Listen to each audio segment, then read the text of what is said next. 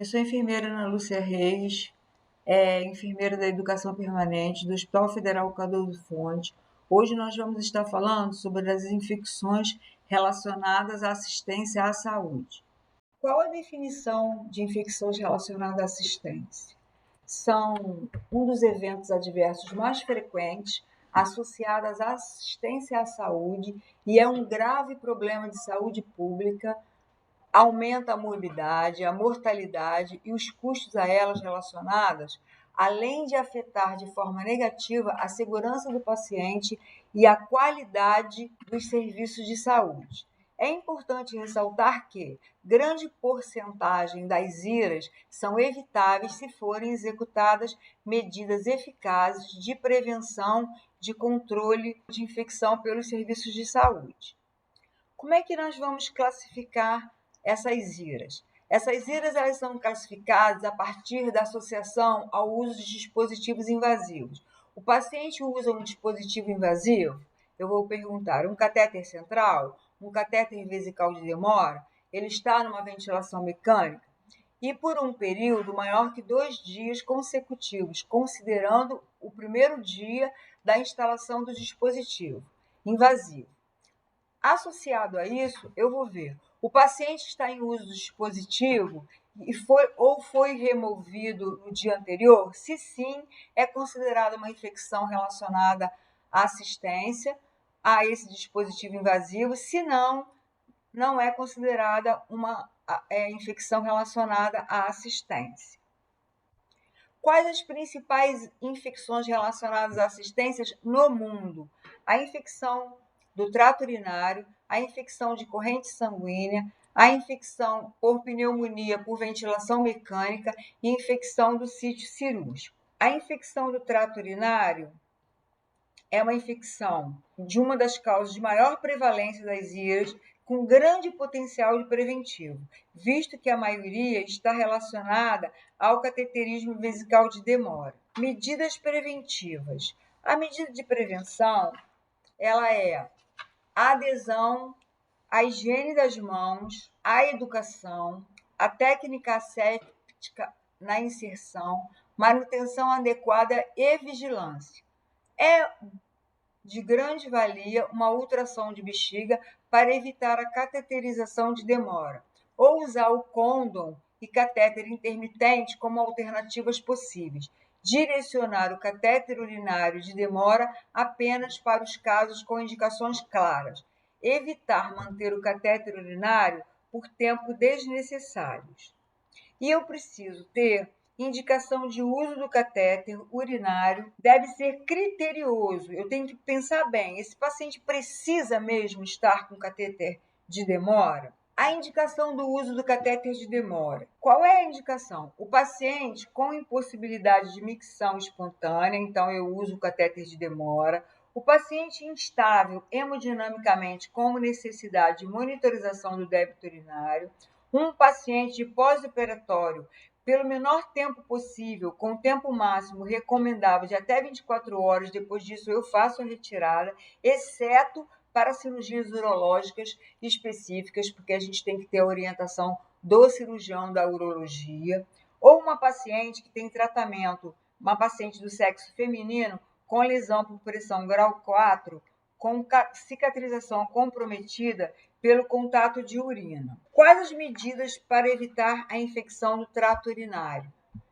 Na inserção do catéter, eu tenho que utilizar catéter de menor calibre possível para evitar o trauma uretral, utilizar água destilada no balonete, não soro fisiológico, porque o soro fisiológico ele pode secar, formar cristais e perfurar esse balonete, fixar corretamente o catéter no hipogástrico do sexo masculino e na raiz da coxa em mulheres, evitando traumas. E aí é importante a gente pensar, realizar ou não o teste da integridade do balonete.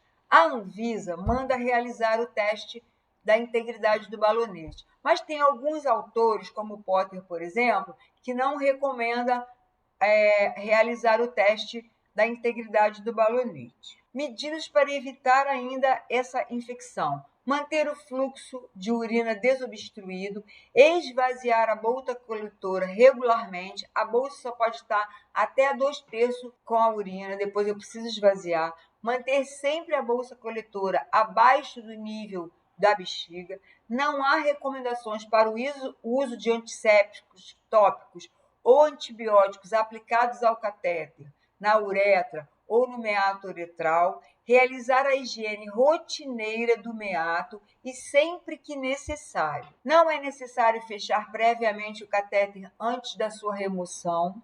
Trocar todo o sistema quando ocorrer a desconexão ou a quebra de técnica asséptica ou vazamento. E para o exame de urina, eu vou coletar uma pequena amostra através da aspiração de urina com uma agulha estéril após a desinfecção do dispositivo de coleta e encaminhar a amostra imediatamente ao laboratório para a cultura. E implementar um protocolo de manejo de retenção de urina pós-operatório. Estratégias que não devem ser rotineiramente utilizadas. Não utilizar rotineiramente catéter impregnado com prata ou outro antimicrobiano. Não monitorar rotineiramente bacteriúria assintomática em pacientes com catéter.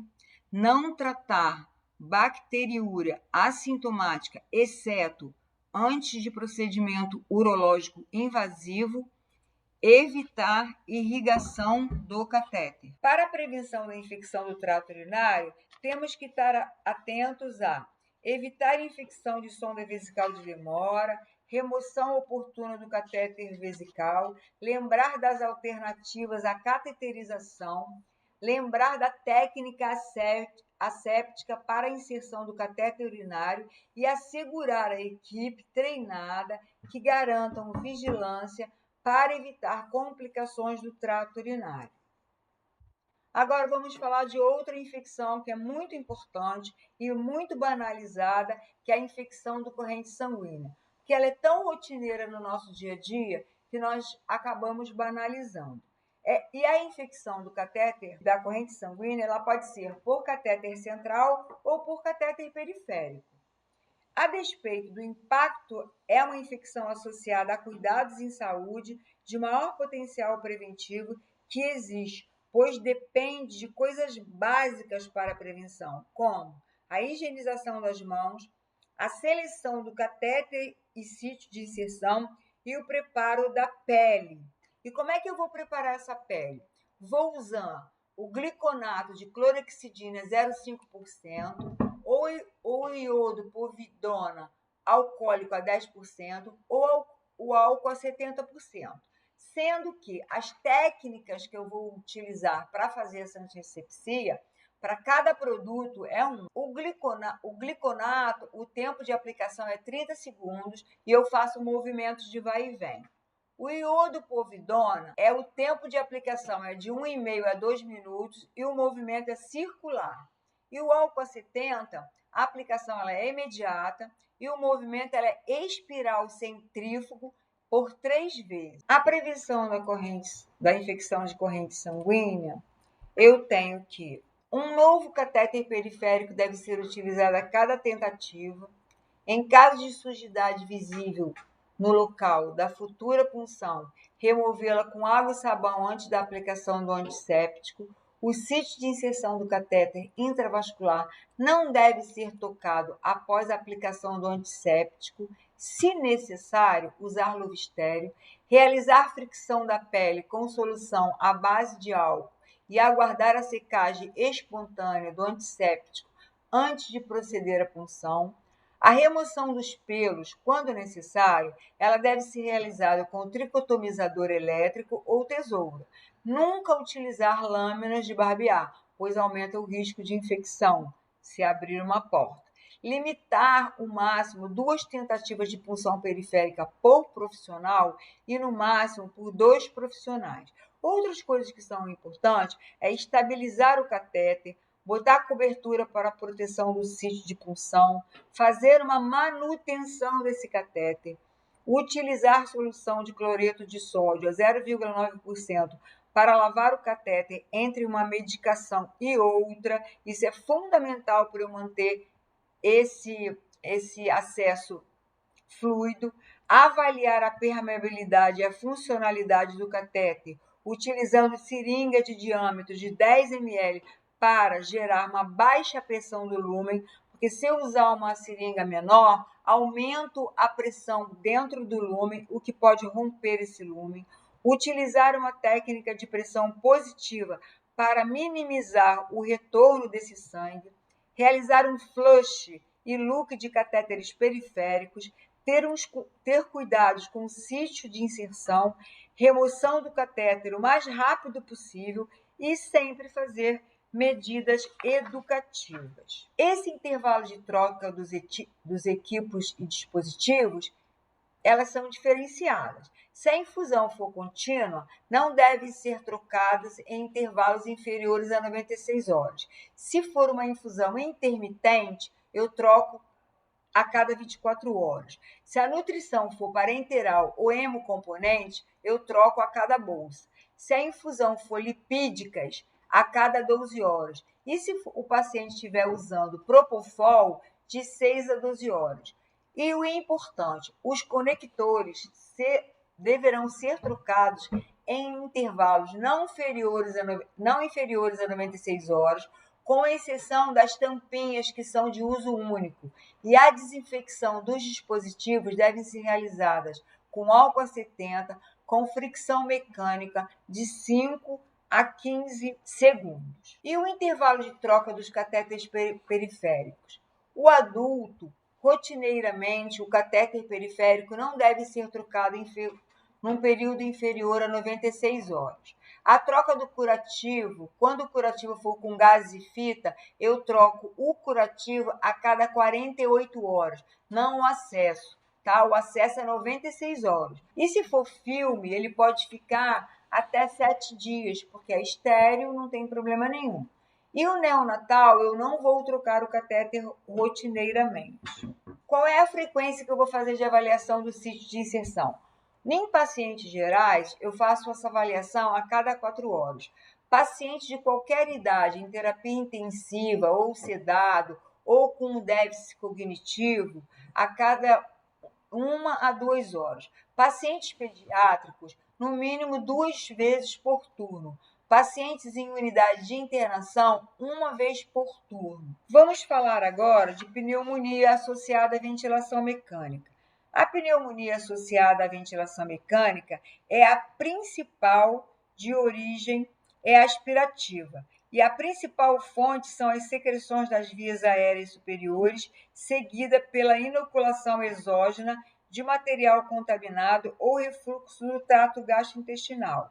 O risco de pneumonia associada à ventilação mecânica tem 3 fatores de grande relevância: diminuição da defesa do paciente, risco elevado de ter vias aéreas inoculadas com grande quantidade de material contaminado, presença de micro-organismos mais agressivos e resistentes aos antibiogramas do ambiente, superfícies próximas, materiais dessa forma colonizando o próprio paciente. E quais são as medidas de prevenção que eu vou tomar?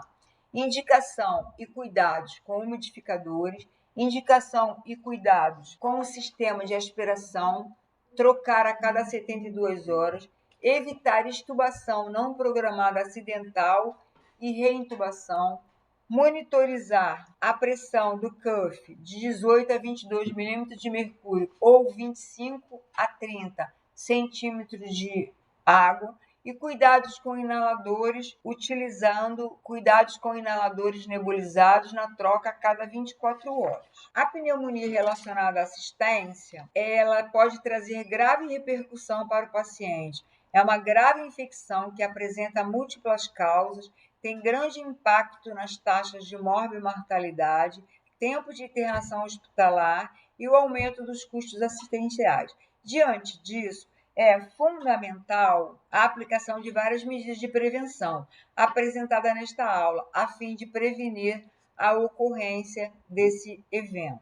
manter decúbito elevado de 30 a 45 graus, ajustar o nível de sedação, aspirar a secreção subglótica, higiene oral com antisséptico a 0,12%, ela é fundamental a fazer pelo menos uma vez por plantão, fazer o uso criterioso de bloqueadores neuromusculares, dar preferência por utilizar VNI, cuidados com o circuito de ventilação e trocar se estiver com sujidade. Outra infecção relacionada à assistência é a infecção do sítio cirúrgico.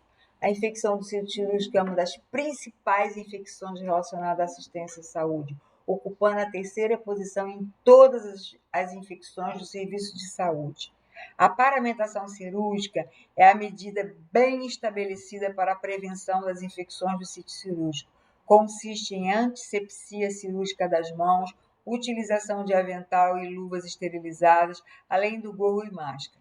Esse procedimento é para estabelecer uma barreira microbiológica contra a penetração de micro-organismos no sítio cirúrgico do paciente, que podem ser oriundos dele mesmo, dos profissionais, produtos para a saúde ou ar ambiente. Também tem sentido de proteger a equipe cirúrgica do contato com o sangue dos pacientes. A equipe de campo cirúrgico deve fazer uso da paramentação completa, que é o avental, as luvas estéreis, touca, óculos e máscara, tendo ciência que o avental cirúrgico, juntamente com as luvas, constitui barreira contra a liberação de micro-organismos da pele da equipe e da contaminação do campo cirúrgico. O paciente cirúrgico, ele pode ser caracterizado de 4 formas. Cirurgia em paciente internado em serviço de saúde. O que seria isso? É paciente submetido a um procedimento dentro do centro cirúrgico que consiste em pelo menos uma incisão e uma sutura em regime de internação superior a 24 horas, excluindo-se procedimentos de desbridamento cirúrgico, drenagem, episiotomia e biópsias que não envolvem vísceras ou cavidades. A cirurgia ambulatorial é quando o paciente é submetido a um procedimento cirúrgico em regime de ambulatório, por exemplo, hospital dia, ou com permanência no serviço de saúde inferior a 24 horas, que consiste em pelo menos uma incisão e uma sutura, excluindo-se procedimentos de desbridamento cirúrgico, drenagem e biópsias que não envolvem vísceras ou cavidade. E qual seria as cirurgias endovascular? Paciente submetido a um procedimento terapêutico realizado por acesso percutâneo via endovascular com inserção de prótese, exceto stent.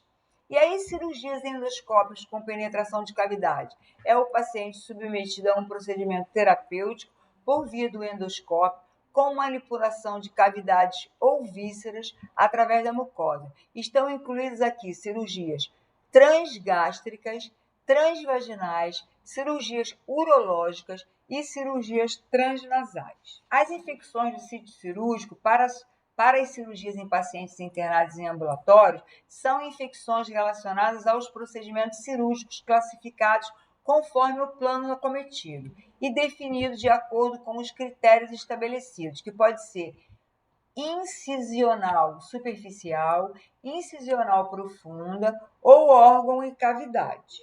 Nós temos capacitações no Instagram, é só entrar no Instagram da Educação Permanente e teremos acesso às aulas de feridas cirúrgicas, dreno cirúrgico, prevenção de infecção do sítio cirúrgico e posicionamento do sítio cirúrgico.